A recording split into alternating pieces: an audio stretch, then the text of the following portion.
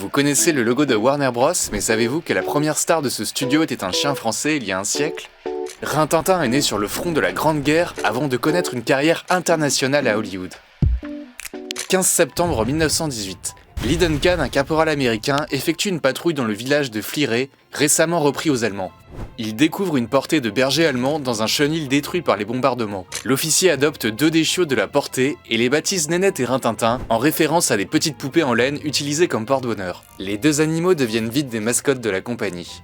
Après l'armistice, Lee Duncan ramène ses 2 chiens en Californie. Malheureusement, Nénette tombe malade et ne survit pas au voyage. Rin-Tin-Tin est dressé et présenté à des concours canins à travers le pays.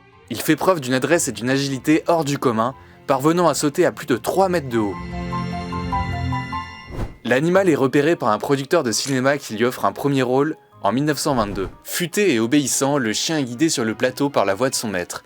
Il ne suffit bien souvent que d'une seule prise pour le filmer.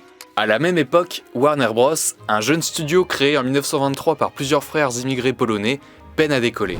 Jack Warner perçoit vite le potentiel de Rin-Tin-Tin et propose à son maître un contrat d'exclusivité. Warner va donner un surnom à ce chien. Il va l'appeler Mortgage Left. Mortgage Left, c'est le nom d'une tomate qui est commercialisée à l'époque et qui a une très très forte productivité.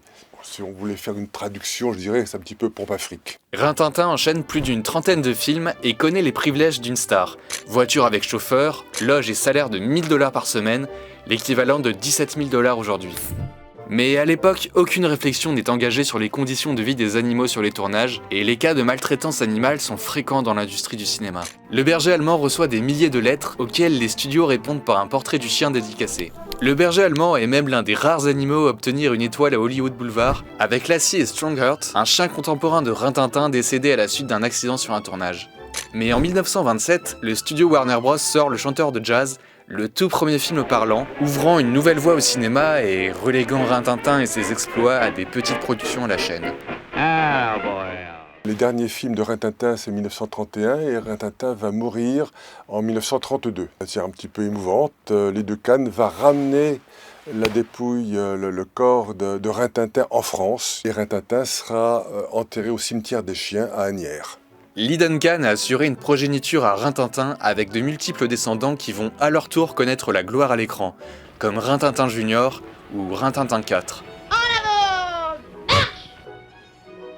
S'il incarne le compagnon idéal et loyal, Rin-Tin-Tin est aussi parodie dans Lucky Luke avec Rantanplan, chien stupide et fainéant.